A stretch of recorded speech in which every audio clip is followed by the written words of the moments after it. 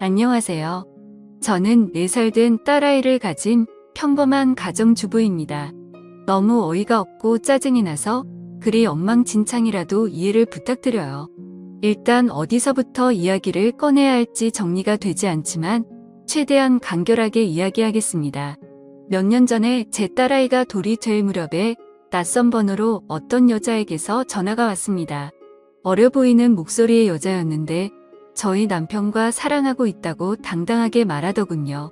마른 하늘에 날벼락이 내린 듯이 무슨 말인 건가 싶고 황당했죠. 너무 당황스러우면 아무 말도 나오지가 않는다는 걸 그때 난생 처음으로 알았습니다.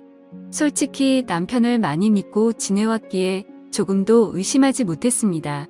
연애 때부터 결혼해서까지 한결같이 저에게 잘해줬었고 아이에게도 그 누구보다도 다정하고 가정적이었거든요. 술, 담배도 안 하고 일이 늦게 끝나는 직업이라 바람 피울 상황도 못 된다고 안일하게 생각하고 있었는지도 몰라요. 아무튼 그 순간에는 너무 당황스러워서 전화를 그냥 끊어버렸어요. 그리고 나서도 몇 번 더 전화가 왔지만 너무 떨리는 마음에 차마 그 전화를 받지를 못했죠. 당황스럽기도 했고 믿기지 않는 그 상황에 무슨 말을 해야 할지를 모르겠더라고요. 그렇게 제가 전화를 받지를 않자 문자 몇 통이 연달아서 계속해서 오더군요. 남편과 다정히 찍은 사진이랑 긴장문의 문자로 남편과는 1년 정도 만나왔고 서로 사랑하고 있으니 저보고 포기해달라고 합니다. 자기는 제 남편 없이는 못 산다면서 왜 그런지에 대해서 구구절절 이야기를 길게도 풀어서 얘기하더라고요. 일단 남편이랑 얘기한다고 답장을 보냈고 남편이 퇴근하기를 기다리는 시간이 천년만년 같았어요. 전화로 어찌된 일인지 퍼부을까를 100번쯤 고민하다가 변명을 만드는 시간을 주는 것 같아 겨우 참고 기다리니 남편이 퇴근을 하고 아무렇지 않게 집에 들어오더군요. 아무 일 없는 척 웃으며 들어오는 남편에게 사진을 보여주며 물으니 얼굴이 사색이 되어서는 제게 용서해달라며 빌더라고요. 회사에서 만난 여직원인데 자기에게 호감을 보여 순간 혹한 적은 있지만 나를 배신한 적은 없다고 합니다. 그냥 외로워서 몇 번 만나서 같이 술이나 한 잔 마셨던 것 뿐이고 자신은 우리의 가정을 깰 마음이 절대로 없다고 하더라고요. 제가 아이와 밤낮으로 잠도 못 자고 씨름하고 있을 때 남편이라는 작자가 외로웠다는 핑계로 그 여자와 술 퍼마시고 다녔다는 걸 용서해야 하나요? 저는 멍청하게도 그런 사실을 전혀 몰랐다는 게 너무 화가 났고 앞으로 이 사람을 예전과 같은 마음으로 대할 수 있을까 싶더라고요. 결혼 전엔 남편이 바람핀다면 당장 이혼해야지 라고 생각했었는데 막상 상황이 생기고 보니 자꾸 남편의 변명을 믿고 싶고 한 번만 눈 감으면 우리 집이 다시 예전처럼 돌아갈 것 같았어요. 참 바보같이 말이죠. 남편은 저만 보면 빌면서 용서를 구했고 저는 남편만 보면 울고 불며 화내는 상황이 생겨났습니다. 그렇게 보름 정도가 지났을 때쯤이었죠. 갑자기 남편이 이혼을 하자고 하더라고요. 그 여자가 자신의 아이를 가졌다면서 미안하다고 그 아이를 책임지고 싶다고 이혼만 해달라고 하더군요. 미안하다는 말이 너무 어이가 없기도 하고 우리 딸은 어쩌고 그 여자가 임신했다고 책임을 지나 싶어서 물었습니다. 그 사람 자식은 중요하고 우리 딸은 중요하지도 않고 책임져야겠다는 생각이 없냐고 말이죠. 그러자 저는 자기와 이혼해도 아이를 잘 기를 수 있는 좋은 엄마니 괜찮을 것 같지만 그 여자는 자기가 안 가면 애를 포기할 것 같답니다. 자신의 자식인데 포기할 수는 없지 않냐며 울더라고요. 너무 기가 막혀 대꾸조차도 하기 싫어서 가만히 있었습니다. 이 집은 저를 준다고 자기만 보내주면 된다고 하면서 저더러 자신이 없어도 너는 잘 살 거라고 이해해달랍니다. 그 여자는 너무 어리고 자기 없이 애를 키울 수 없다고 하면서 말이죠. 융자 가득한 집 주면서 생색 내는 꼴이 너무 황당하고 우습더라고요.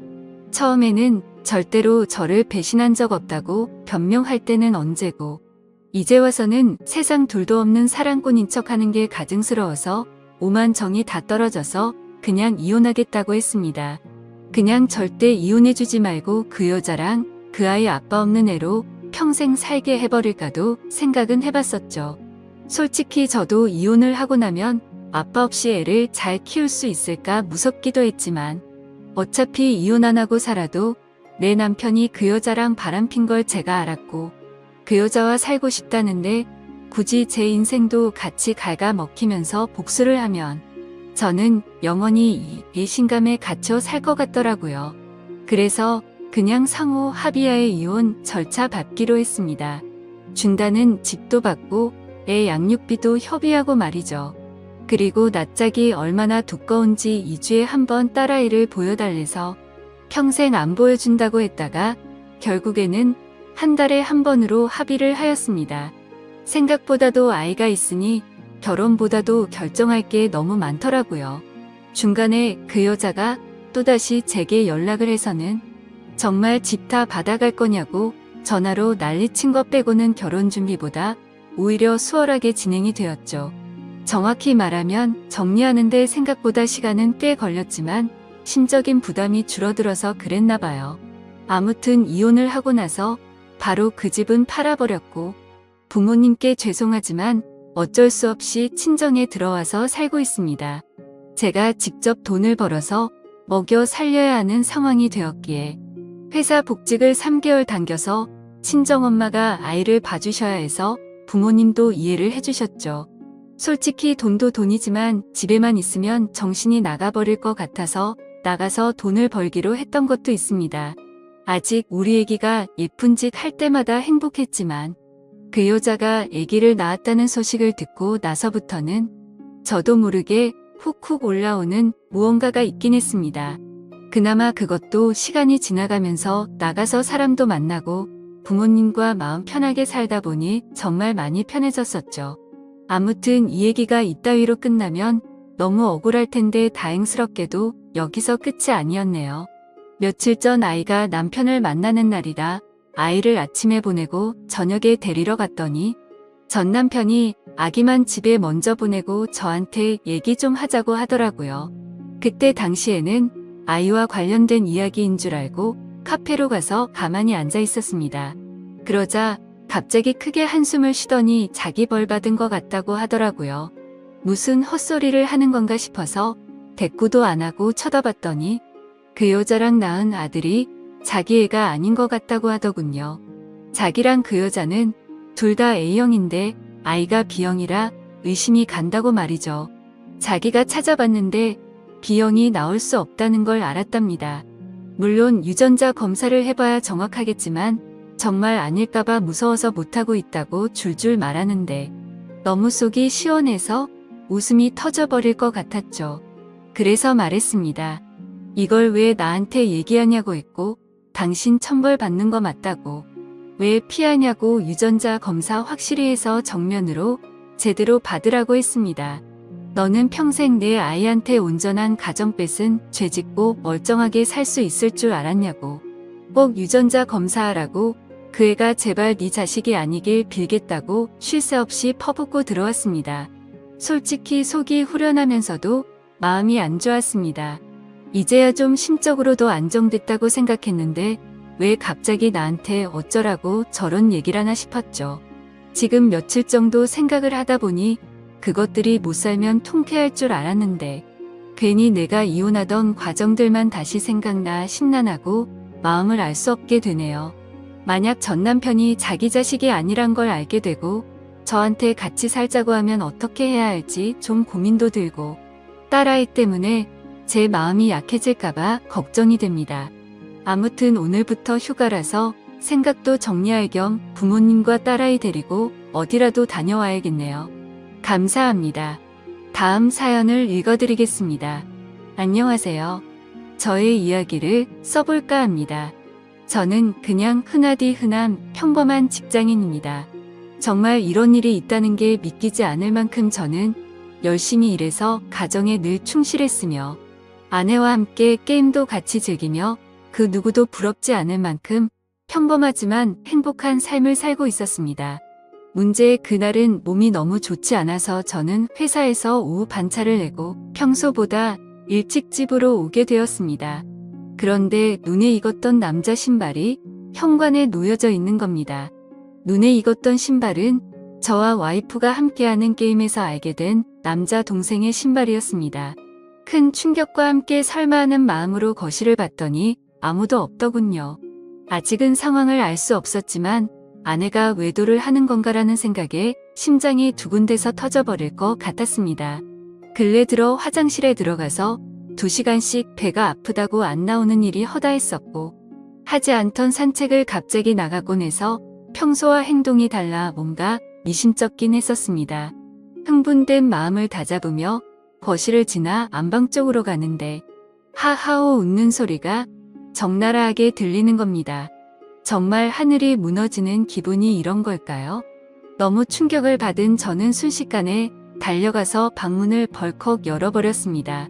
두 사람은 같이 컴퓨터 게임을 하고 있었고 문을 여는 소리에 뒤로 돌아보고는 두 사람 다 엄청 놀란 표정을 짓더라고요. 그리고 그 남자는 역시나 제가 친동생처럼 잘 대해주던 그 동생 놈이었습니다. 일단 마음을 진정시키고 물었습니다. 우리 집에는 무슨 일로 온 거냐고 하니까 제 아내와 같이 컴퓨터 게임을 하려고 놀러 왔다고 하더군요.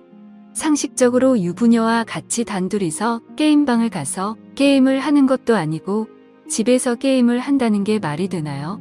저는 그래서 게임방을 놔두고 왜 집에서 게임을 하냐고 물어보니까 그 남동생은 그렇지 않아도 지금 그러려고 했다고 더듬거리면서 말을 하더라고요.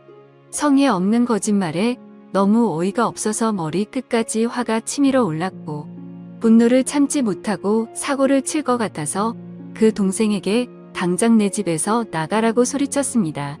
그제서야 갑자기 진실을 고백하듯이 연신 미안하다 죄송하다 하면서 누나 잘못 아니다 라고 하면서 도망치듯 나가더군요. 네, 누나만의 잘못은 아니겠죠. 둘 다 인간 같지도 않은 짓을 했는데 두 사람 다의 잘못이겠죠. 아내와 저는 조용히 한참 동안 아무 말 없이 있었고 제가 먼저 아내에게 말했습니다. 어린애도 속지 않을 거짓말하지 말고 솔직히 말하라고요. 그러자 아내는 진짜 아무 일도 없었고 그냥 게임을 하려고 부른 거라고 말을 하더군요. 그냥 더 이상 이야기를 나눠봤자 답이 없을 것 같아서 말했습니다. 둘이서 아무 일도 없었다고 하더라도 이렇게 나도 없는 집에다가 남자를 불러서 게임을 했다는 거 용납이 안 된다. 이제는 믿었던 신뢰가 깨졌으니 더 이상은 이 결혼 생활을 이어갈 자신이 없다고 말했죠. 그리고 나서 일단 여행용 캐리어를 꺼내서 아내의 옷들을 집어넣었고 그제서야 아내는 그냥 별 생각 없이 부른 거라며 미안하다고 무릎을 꿇고 손을 싹싹 빌며 미안하다고 했습니다. 그런데 어떻게 이게 용서가 될까요? 아무 일도 없었다고 하지만 유부녀가 남자를 집에까지 불렀다는 것 자체만으로도 제가 모르는 사이 무슨 일들이 벌어졌을지 알 수도 없는 거고 상상조차 하기가 싫었습니다. 심지어 연애 때부터 절대 이럴 여자가 아니라고 믿고 살아왔기에 충격은 훨씬 더 컸었고 정말 지옥이 있다면 딱 이 심정이겠구나 싶더라고요. 아무튼 아내는 계속해서 미안하다고 같은 말만 반복하면서 버티고 있었고 결국 저는 장인 어른에게 연락을 해 지금 있었던 일 그대로를 말했더니 아무 말씀도 없이 전화를 끈더군요. 저는 그 길로 주차장으로 내려가 차에 타자마자 정말 난생 처음으로 정신을 놓고 펑펑 울어버렸습니다. 그렇게 몇 시간이 지나 장인어른이 집으로 오라고 해서 올라갔더니 술을 드시고 계시더군요. 근데 식탁 앞에 앉자마자 장인어른은 갑자기 삿대질을 하면서 가정도 지키지 못하는 게 네가 그러고도 가장이냐 한심하다 한심해 이러는 겁니다. 정말 충격에 충격을 받았더니 눈알이 뒤집어지더군요. 너무 화가 나서 앞에 있던 유리 물컵을 아래로 내리쳤고 유리 파편에 긁혀서 제 손에서는 피가 흘렀지만 너무 화가 나서 아픔도 느낄 수가 없더군요. 그 모습을 본 장인은 집으로 가시면서까지 고래고래 소리치고 현관문을 발로 차더군요. 정말 어떻게 인간이 이럴 수가 있을까요? 모두가 다 나가고 저 혼자서만 그 집에서 남아서 술을 마셨습니다. 정말 몸이 좋지 않아서 조퇴를 해서 몸 상태가 말도 아니었는데 몸도 마음도 엉망진창인 상태로 웃었다 울었다를 반복하다가 잠이 들었네요. 다음날 저는 아내와 얼굴을 보고서 마무리를 지어야 할 것 같아서 무작정 차를 몰고 아내의 친정댁으로 갔습니다. 근데 아내는 대뜸 한다는 말이 어떻게 매번 오빠만 생각해? 그냥 집에서 게임 좀 한 것 같고 왜 그러냐며 나 좀 내버려둬 라고 하더군요. 정말 낯짝이 두꺼워도 본인이 그따위 짓을 해놓고 어떻게 저런 말을 할 수 있을까요?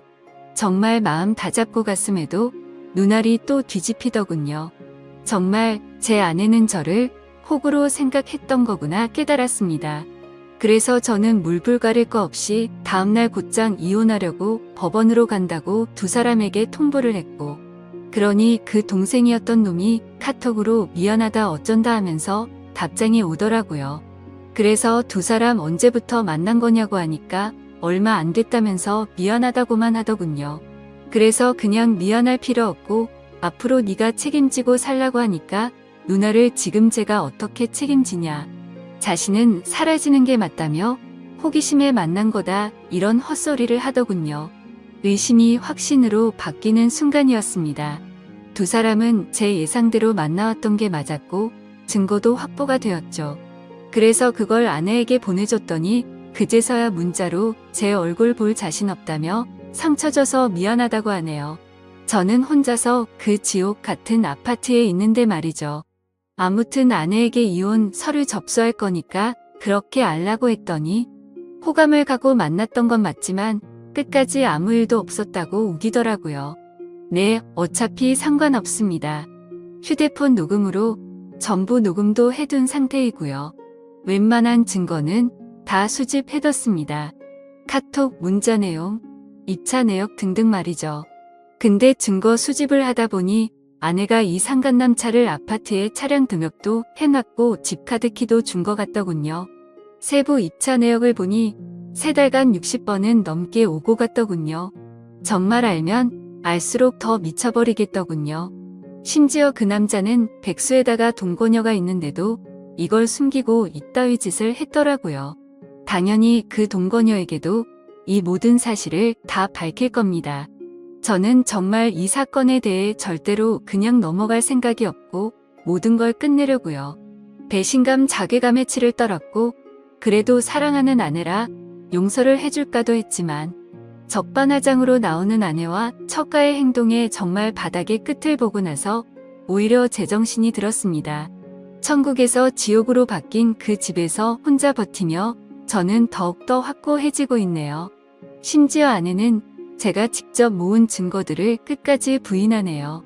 전 단지 진정성 있는 사과와 반성을 원했는데 말입니다. 정말 뻔뻔하게 마음대로 하라고 하면서 한 번의 실수도 못 넘어가냐며 오히려 저를 치사하다고 생각하더군요. 정말 이 충격적인 일에 너무 힘들어서 정신과 상담을 받았습니다. 전문의 말로는 상당히 위험하다고 심리 검사를 받고 결과를 기다리는 중입니다. 심리 상담자 말로는 이 상황은 자식이나 부모를 잃은 충격과 흡사하다고 하네요. 저 두 사람은 죽었다 깨어나도 제 심정을 절대로 모를 겁니다. 제가 얼마나 죽을 만큼 힘들고 그래도 안간힘을 쓰며 버텨왔는지를요. 그래서 보여줄 겁니다. 전 그들이 얼마나 잘못된 일을 하고 있는 것인지 앞으로 뼈저리게 느끼게 해줄 겁니다. 저를 건드린 건 인생 최대의 실수라고 생각이 들게 해주고 싶네요. 지금까지 제 사연을 들어주셔서 감사드립니다. 다음 사연을 읽어드리겠습니다. 녹두리입니다. 자작이라 하셔도 좋고 멍청하다고 욕을 하셔도 좋습니다. 그냥 어디에든 말하지 않으면 너무 힘들어서 제가 정신이 나갈 것만 같아서 이렇게 글을 씁니다. 5년 동안 전혀 몰랐습니다. 정말 까마득히 모르고 살았던 제가 너무 원망스럽네요. 이 더러운 곳에서 저만 나가면 그만인데 왜 이렇게 눈물이 나는지 모르겠습니다. 아무튼 지금부터 드라마에서도 나오지 않을 법한 제 이야기를 시작할게요. 남편과 신우는 이복남매라고 했습니다. 저는 남편보다 5살이 많았고 신우는 남편보다 7살이 어렸죠. 남편의 친엄마는 남편이 어릴 때 돌아가셨고 새어머니를 평생 엄마처럼 여기며 살았다고 하더라고요. 그리고 그 새어머니와 친아버지 사이에서 태어난 신우가 있었는데 나이 차이가 많아서 그런지 남편은 살뜰하게 신우를 살폈고 신우는 저랑 나이 차이가 많이 나서 그런지 약간의 어린 행동을 하는 것 외에는 그저 무난무탈한 신우였습니다. 아무튼 신우가 18살 되던 해에 새어머니도 돌아가시게 됐고 건축업을 하시는 아버지는 지방에서 봉사가 많아서 한 달에 2~3번 집에 오시고는 했었다고 하더군요. 가끔 도우미 아줌마를 부르기도 하고 남편하고 신우가 청소랑 밥을 해먹으면서 서로 챙기며 살아가던 시절에 저는 남편을 만나서 연애를 했죠. 그때 신우의 나이는 20살이었고 남편의 나이는 27 그리고 저는 32의 나이였습니다. 32살인 저는 27에 남자친구가 나와 결혼해주지 않을까 봐서 전전긍긍했고 어린 신우가 시집을 갈 때까지 같이 살면서 보살펴 주기로 하는 조건을 걸고 제 나이 34에 결혼을 했네요. 신우는 크게 모나지 않고 성격이 무탈한 편이었고 자기 일은 자기가 스스로 하는 편이라 크게 부딪힐 일이 없었습니다. 집은 아버님 명의로 된 45평짜리 아파트였고 여전히 아버님은 한 달에 2~3번만 오셔서는 하루 정도 같이 놀고 먹고 자고는 일 때문에 지방으로 가시곤 하셨죠. 29의 남편은 제 남편이라서가 아니라 누가 보더라도 훈훈한 외모에 능력도 매너도 좋은 남자였습니다. 하지만 그에 비해 저는 그냥 평범한 사람이었고 그나마 내세울 수 있는 건 제 나이에서 3살 정도 어려 보이는 그냥 조금 동안의 평범한 외모입니다. 그래서 그런지 잘난 남편이 불안해서 남편과 연애를 하던 시절부터 항상 외모에 신경을 쓰고 살았고 집안일도 사회생활도 모든 면에서 부족함 없이 완벽한 아내가 되기 위해 무던히도 노력해왔죠. 다행스럽게도 남편은 출장 외에 특별히 술을 먹거나 늦는 일이 없더라고요. 집안일도 같이 해주고 시누이가 시집살이 시키지는 않느냐며 너스레도 떨어주던 자상한 남편이었습니다. 사실 연애할 때 뜻하지 않게 임신이 되어 아이를 낳고자 했지만 그때 결혼할 수 있는 상황이 아니었기에 남편은 평생 동안 꼭 책임져 준다고 약속을 하고 아이를 지웠어요. 물론 그때는 너무 큰 상처였지만 결국에는 약속대로 결혼도 하고 저를 책임져 주었으니 더 이상은 상처가 아니라고 생각했습니다. 그런데 불행하게도 결혼 이후 아이를 갖기 위해 무던히 노력했는데 뜻처럼 아이가 생기지 않더라고요. 정말 의도치 않았을 때는 한 번에 임신이 되더니 아무리 노력해도 임신이 되질 않더군요. 그리고 아이를 한 번 가져봤었기에 당연히 신체적인 문제는 없다고 생각을 했고 불임 검사는 하지 않았습니다. 정말 아이 하나만 내 곁으로 와주면 더 이상 바랄 게 없는 그런 완벽한 결혼 생활이었죠. 남편은 신우를 살뜰히 챙겼지만 내 눈에 이상해 보이지 않을 정도였고 정말 단 한 번도 신우와 남편의 사이를 이상하다고 생각해 본 적조차 없었습니다. 그러던 어느 날이었죠. 남편은 밖에서 술자리를 잘하지 않았고 집에 와서 저랑 마시거나 신우랑 셋이 마시거나 했는데 그날도 셋이서 밤늦게까지 소주에 와인까지 즐겁게 한바탕 거하게 마시고 잠이 든 날이었습니다. 다른 날과 별다를 바 없는 날이었고 신우의 이부자리를 펴주고 잠든 남편을 보고서 잠이 들었습니다. 원래 술을 마시면 중간에 깨지 않고 항상 늦잠을 잤는데 그날은 술 때문인지 목이 말라서 잠시 깼죠. 근데 옆에서 잠들어 있어야 할 남편이 없었고 거실에 나가봤는데도 없더라고요. 그래서 주말에는 운동을 하러 종종 나가기에 운동하러 나갔는가 보다 하고 물을 마시고 다시 침대로 가서 잤습니다. 근데 속이 좋지 않아서 한참 잠이 오지 않아 뒤척이던 도중에 아가씨 방에서 문이 열리는 소리가 나더군요. 그러더니 곧 이어서 현관에서 신발 소리가 들리더니 현관문이 열리는 소리가 나더라고요. 아가씨가 밖에 나가는가 보다 했는데 남편 소리가 들리는 것이었습니다. 마치 지금 막 들어온 것처럼 말이죠. 하지만 뭔가 순서가 잘못된 것 같아서 이상했습니다. 밖에서 들어오는 거면 현관문이 열리고 신발 소리가 들려야 맞는 건데 신발 소리가 들리고 현관문 소리가 들렸는데 밖으로 나간 사람은 없었죠. 그래서 그날부터 이상한 생각을 지울 수가 없었습니다. 남편은 방으로 들어오더니 밖에 운동을 하러 나갔다 왔다고 말을 했고, 저는 제 스스로 잘못 들은 건데 왜 이렇게 예민하나 싶어서 별 생각을 다 했네요.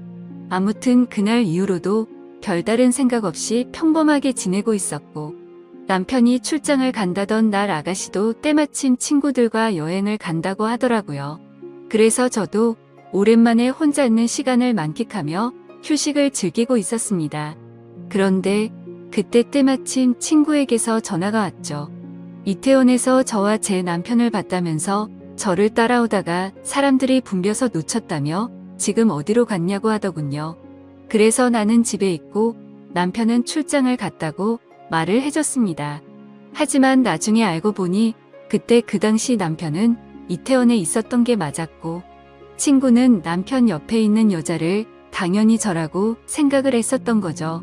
왜냐하면 신우이도 나와 같은 갈색 머리에 긴 생머리였고 체형도 비슷했으니깐요. 며칠 뒤 남편이 출장이 끝나고 돌아오는 날이었습니다. 저는 아버지께서 입원했다는 소식에 남편에게 전화를 걸어 병원에 가 있어야겠다고 말을 했고, 남편은 집에 들렀다가 곧바로 병원으로 온다고 해서 저는 서둘러서 병원으로 갔습니다. 걱정과 달리 다행히도 아버지는 아주 가벼운 부상을 당한 거였고, 어머니가 유난을 떠신 거라서 대충 수습을 하고 집으로 돌아갔죠. 남편은 아직까지 집으로 돌아오지 않은 상태였었고, 드레스룸에서 옷을 내려놓고 있는데 남편이 들어오는 소리가 들리더라고요. 저는 순간적으로 반가운 마음에 깜짝 놀래켜 주고 싶었죠. 그래서 드레스룸 불을 끄고 남편이 거실로 오길 기다렸는데 소리를 들어보니 남편 혼자가 아니더라고요. 순간적으로 저는 옷장으로 몸을 숨기게 되었고, 남편은 집안 곳곳 방을 하나하나 열어보며 제가 없음을 확인하는 것 같더라고요. 그러더니 소파에 앉는 소리가 들렸고 두 사람의 대화 소리가 들리는데 정말이지 저는 악몽을 꾸는 것 같았습니다. 이태원의 그 맛집은 과대평가가 됐다면서, 이번에 갔던 여행은 너무 즐겁긴 했는데 혹시나 언니가 의심하진 않을까? 이런 소리가 들리더라고요. 그러자 남편은 그 여자 밀어내서 모른다면서 무슨 일 생기면 자신이 다 책임질 테니 걱정 말라고 하더군요. 너무 억울하고 화가 나서 눈물이 났고 도저히 참을 수 없는 분노에 이성의 끈을 놓아버린 저는 문을 열고 거실로 나갔습니다. 그러자 남편과 신우는 깜짝 놀라서 저를 쳐다보는데 정말 짐승이 따로 없는 것 같았습니다. 저는 남편의 멱살을 잡고 어떻게 된 거냐고 소리를 질러댔고 저를 뿌리치더니 그 둘은 아무 말 없이 집을 나가더군요. 그날 이후로 이틀 동안 그 둘은 돌아오지 않았고 제 연락도 받지를 않았습니다. 그래서 저는 이틀 동안 연차를 쓰고 집에만 있다가 3일째 되는 날 출근을 했죠. 그리고 퇴근하고 집에 돌아와 보니 제가 출근한 건 어찌 알았는지 집에 다녀간 흔적들이 보였습니다. 그렇게 남편을 기다린 지 5일 만에 남편이 집으로 들어와서 얘기를 하자며 들어오더라고요. 저는 그 기간 동안 마음을 좀 추스린 상태였고 차분히 대화를 하자고 하니 남편은 입을 열었습니다. 신우는 아무 잘못이 없고 지금 벌어진 모든 일은 다 자기 잘못이라고 하네요. 신우는 사실 새어머니가 데리고 들어온 갓난아이였고 자신 아버지의 피가 섞이지 않았답니다. 새어머니를 받아들이지 못하는 할머니 때문에 애를 낳아왔다고 아버지가 거짓말을 한 것이었대요. 아무튼 그렇게 새어머니가 돌아가시고 나서 신우는 남편에게 많이 의지를 하게 됐고 집에서나 밖에서나 단둘이 지내는 일이 많아지고 서로 의지하면서 서로 간의 감정이 커져가기 시작했답니다. 그때 서로의 마음을 알게 됐을 때가 신우가 대학생이었고 남편은 군대를 전역했을 때였다고 하더라고요. 하지만 아무리 피가 안 섞인 남남이라고 할지라도 잘못된 걸 알았기에 서로가 몇 번이나 연락을 끊고 새롭게 살아보려 했지만 잘 되지 않았답니다. 그냥 서로가 가족, 연인 그 이상의 감정이라 더 이상은 끊어낼 수가 없다는 사실을 깨달았다고 하더군요. 저랑 연애하는 기간에는 물론이고 결혼하고 나서도 두 사람은 저를 속여왔다고 다 털어놓았습니다. 신우가 간혹 생겼다던 남친도 다 거짓말이었고 단지 제 눈을 피하기 위한 일종의 작전이었던 거죠. 신우의 철없는 행동으로 혹시나 내 의심을 살까봐 남편이 그동안 케어한 것까지 전부 말을 하더군요. 그리고 남편은 혹시나 하는 마음에 정관수술까지 했답니다. 제가 아이를 가지면 신우가 질투에 눈이 멀어서 무슨 일이 벌어질까봐 그랬답니다. 정말 남편이 진실되게 하는 말을 들으면서도 이게 꿈인지 진짜인지 믿을 수가 없겠더라고요. 순순히 자기 입으로 시인을 했지만 간통죄가 없어졌으니 이 둘을 감옥으로 보낼 수도 없는 노릇이었습니다. 이혼 소송을 해서 재산이라도 뺏어보려 했지만 변호사와 상담을 해보니 어차피 둘이 결혼해서 같이 모은 돈만 나누는 거 외에는 위자료 1,000만 원에서 3,000만 원 정도 받을 수 있을 거라고 하더라고요. 그런데 남편이 1억을 주겠다며 괜히 남들 입에 오르내리지 않게 소송은 하지 말고 조용히 협의해 이혼을 하자더군요. 같이 모은 돈도 전부 저를 주고 위자료로 1억을 주겠답니다. 그 말이 저를 위해서가 아니라 신우를 위해서인가 보다 생각이 들더군요. 그리고 얘기를 들어보니 시아버지란 사람도 이미 알고 있는 것 같았습니다. 세상을 떠난 새엄마라는 사람과도 생전에 서류상으로 혼인을 하지 않았었고 서류상으로도 둘은 정말 완벽한 남남이니 이제 저만 없어지면 둘이 잘 먹고 잘 살 수 있겠지 싶더라고요. 저도 도저히 그 인간과는 지낼 수 없었기에 모든 걸 포기했습니다. 이혼 서류는 이미 접수했고 5년 동안 모은 돈과 위자료 1억까지 오늘 입금이 되었더군요. 저와 대화한 이후로 남편과 신우는 단 한 번도 집으로 들어오지 않았고 저는 이제 제 옷가지들만 싸서 이 집에서 나가면 되는데 왜 이렇게 가슴이 먹먹하고 찢어질 것 같은지 모르겠네요. 우리 부모님께서는 아직 이 사실에 대해서 전혀 모르시는 상황이고 제 친구들도 아무도 모르는데 저는 어디로 가서 울어야 할지 모르겠습니다.